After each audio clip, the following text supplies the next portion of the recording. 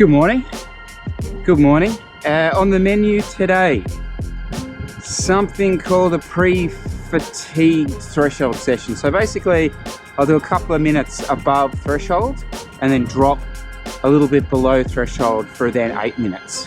So total is 10-minute efforts.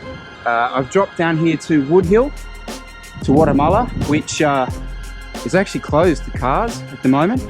Yes, so got almost the road to myself, which is kind of cool. Well, actually, what I wanted to have a quick chat to you about today, after I get through these and talk you through them, is it's kind of riding to numbers thing and riding to feel and how you can kind of, I think, balance it a bit, because, yeah, I think you can lean one way or lean too far one way. I certainly have felt that myself. Anyway, enough shut up, Chris.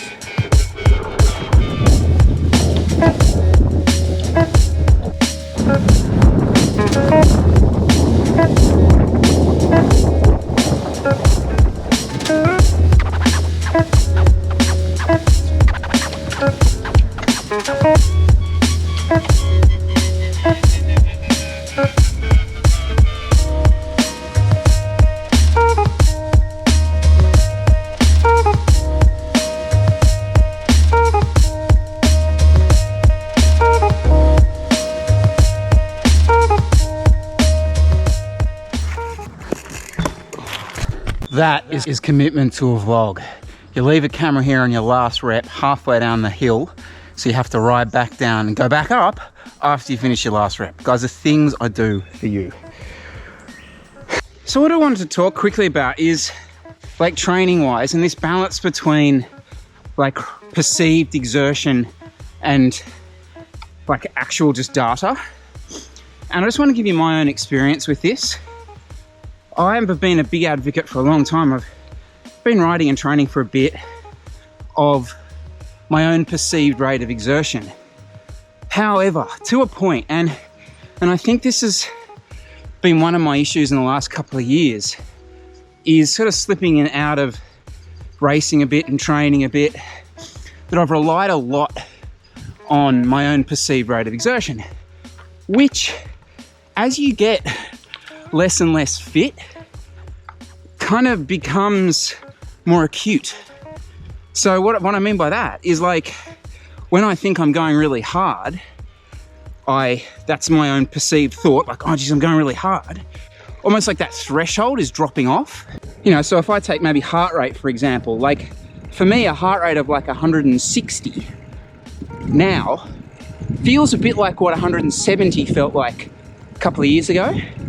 And it's only now in the last couple of weeks, since I've been putting some intensity back in the training, that I've realized this, that I'm like, oh shit, like that what I felt at 160 a couple of weeks ago, that's not as hard as I can go.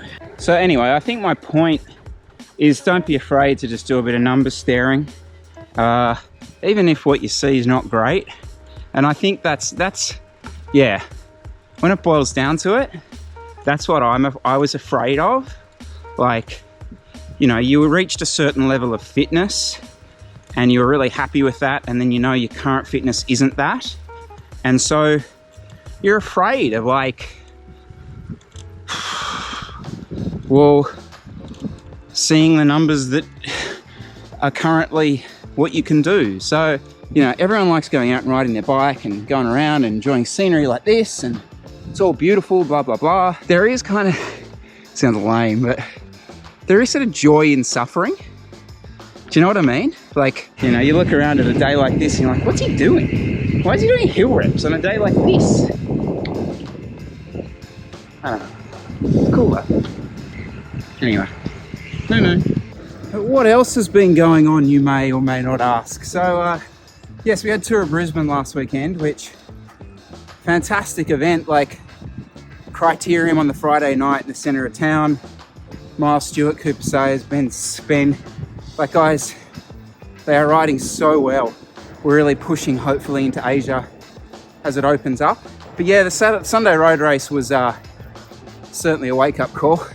Congratulations to James Fouché from New Zealand, who won the NRS race and the UCI Oceania race. Guys, it was Luke's first race with us since Sun Tour 2020. Like, yeah, that's amazing, right? Just entering the city of Shoalhaven. Farewell, Metropolitan of Kiama. What? Catherine? How many husband and wives are doing sticky bottle practice on Good Friday? That was a good one, Liz.